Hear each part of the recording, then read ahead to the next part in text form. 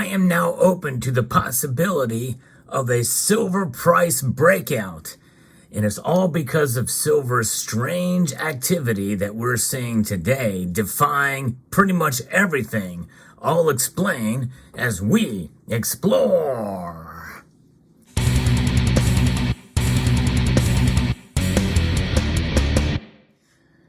For those of you who are familiar with my channel, you know that I like to keep things in perspective with regards to both gold and silver, but especially silver, as we have been burned time and time again with a lot of speculation that silver is going to go to the moon and it's going to break out. But you know, when we see days like today, it gives me a little bit more confidence that we very well could be at the cusp of something. Now, what that something means, I'm not sure. I think it could be big. It could definitely lead to higher prices down the road, but more importantly, a narrowing of the gold to silver ratio, something that many people, including myself, believe is long overdue. I'll explain by some of the basic research, some of the research that I've done here, and just this come across the wires here that I think really puts it into perspective. Over the past couple of days and week, I've heard from you, the viewer, and others that silver demand is going to continue to outstrip supply, and maybe even big time. And I've got three different sources that back up your claims, your bullish claims on silver in terms of at least the demand aspects of it. And we're going to get into that. As to how that will translate into the price, I'm still cautious, but I am optimistic, cautiously optimistic about silver. But in all of this, we must still be as realistic about silver as possible and not get too excited about prices reaching new record highs in nominal dollars. Because, by the way, when you think about where silver has been in 1911 and 2000, or 2011 and 1980, we have a long ways to go to get to the real all-time high price for silver. And I think we're still a long way off from that happening, even in spite of some of the data that I'm going to share with you now. I'm reporting from Kitco News. Silver prices, they will benefit from the growing demand for electric vehicles and solar panels in 2024, and could also get a boost from a potential rebound in industrial demand, according to a metal strategist at Bank of America, which most of you who are with me on this, we're not big fans of Bank of America, but they have a commodity strategist there and an outlook there. So when a bank like that, who's really their best interest is not in the world of precious metals, when they report something like this, maybe we should pay attention. They have recently published their metals and mining outlook for 2024. The Bank of America analyst said that several of the key factors that are in play here that support prices this year in an otherwise weak macro environment should also carry over into 2024. And right now, as I record this video, well, silver prices are up. In fact, they are defying the odds. Just mere moments before the markets close, as I track these prices here, gold is up almost silver is up almost a full percentage point in the plus, up 24 cents to $25.34 mere moments before the markets close. And gold, platinum, and palladium are down. In fact, palladium is down 17 bucks, platinum is down $2, and gold is down $7.40. So the correction that I had predicted is coming true, save for silver. Silver is defying the odds, defining a strengthening dollar today. The dollar is up 0.68 to 103.5. The Dow Jones Industrial is up. Crude oil is down, and yet silver is up. And silver is up notably higher and continuing to climb. This narrows the gold to silver ratio, folks, down to 80.63, a number we've not seen in a little while. And even though that's still high, I think it's going to tighten. I think it's going to tighten, and it may even tighten up from here, at least to some point. We shall see. No one really knows the future, but again, what I'm going to continue to share with you is really bullish for silver overall. And I'm going to give you, and I'm going to talk about what my prediction for silver's price for 2024 will be in the coming month here. So stay tuned to the channel for that. I have been wrong for the last 3 years that I've been doing these predictions, these year-end predictions for silver, but I've been right about gold.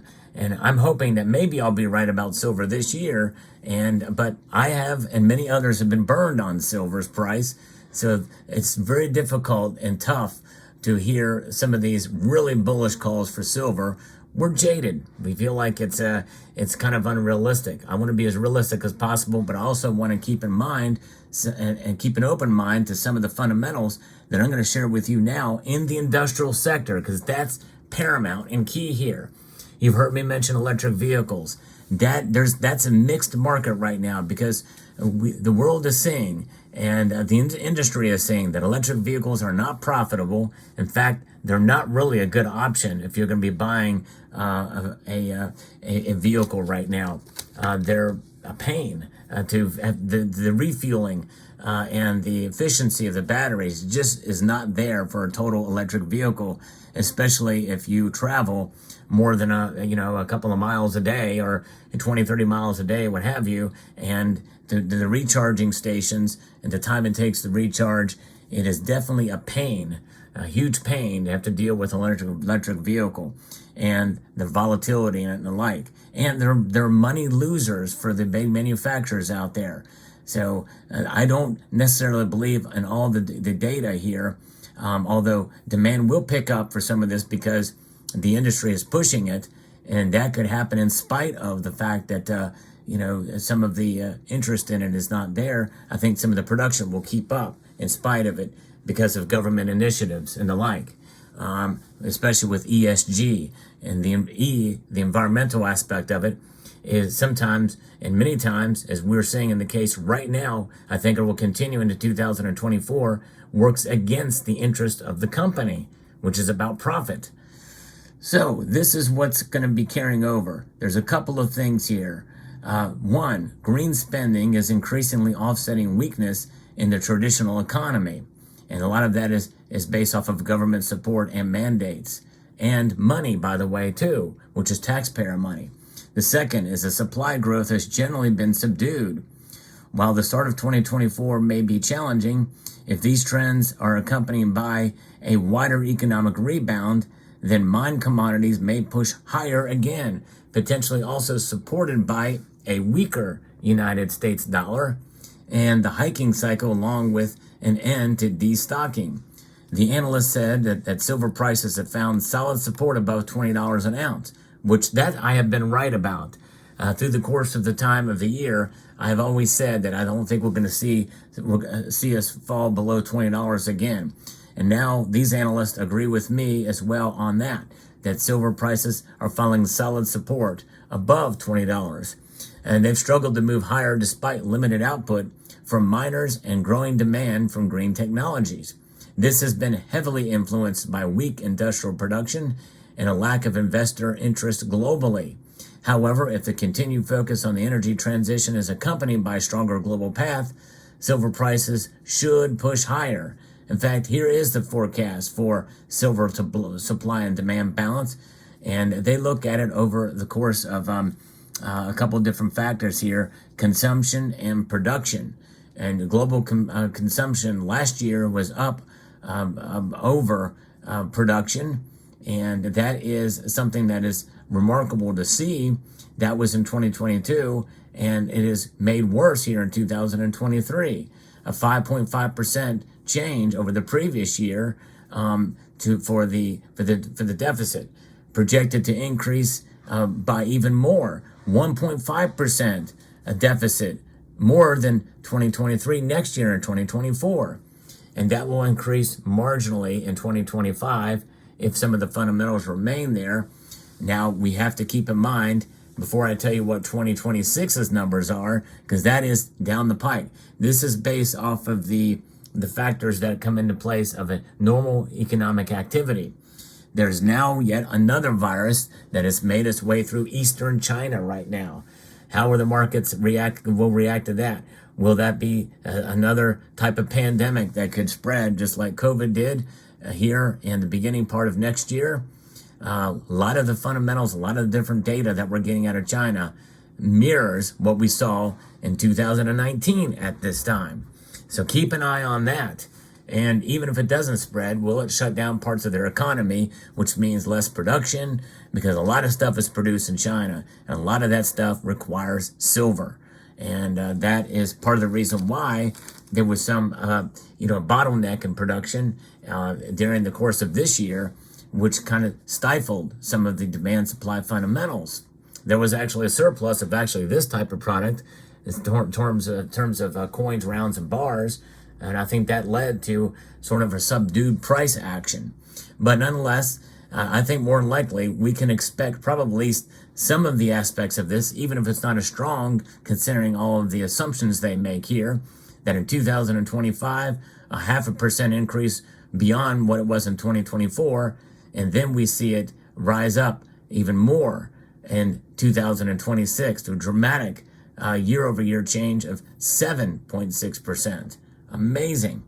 The analyst said that the silver prices have been supported by solid fundamentals, the many trades over the counter, which reduces visibility, but it's worth noting that above ground stocks, especially at storage sites linked to the Chicago Mercantile Exchange, the COMEX, and the London Bullion Market Association have fallen steadily. Indeed, they have. That is undeniable for sure. And even though it's not really had a dramatic impact on the price yet, the derivatives market is something that has stifled a lot of that price action. But if we didn't have the derivatives market as wide as it is, I think we would have seen the silver prices continue to rise. And that is an admitted suppressive force against the price of silver. But that will only work until it doesn't. Some of these supply-demand fundamentals are only going to strengthen and get worse. And I believe this. Why? Because these come from 3 different sources. They have it from media outlets, Bank of America, Global Research, and from company reports, solar companies, photovoltaics. And that is what you have told me in the comment sections and in emails. And so when you couple all of that data together, I am bullish for silver from here on out. And that will reflect in my analysis. Now, I'm not a professional. I'm just looking at the data, and I make decisions based off of it. But what does my bullish account mean? What do I think the price of silver is going to go? You'll have to stay tuned to this channel for that answer as I give you my prediction for 2024. No matter what that prediction is, no matter what I say in this video or any other video, do not make any financial decisions, which includes buying gold or silver based off of my analysis or my opinion, because opinion is all it is. And you know what they say about opinions? Well, opinions are they're like rectal orifices. That's right. And almost all of us have them. There are some who don't, though, just so you understand that. But I have a rectal orifice, and my opinion equates to about that, and not many people. So take it for what it is. But I do feel like I have a responsibility to you to be as realistic as I can be about the markets. And sometimes that realism is what I feel the markets are can be interpreted as being bearish on silver or down on silver. It can also be interpreted the opposite way too, that you're pumping up silver. Silver sells itself, and you should understand that more than anything else. So you should not be influenced to purchase based off of what I say here. So I hope you found this video informative, insightful, and educational. I would like to extend a multitude of gratitude to each and every one of you for taking the time to watch this video, and to encourage you to please rate, share, comment, and subscribe.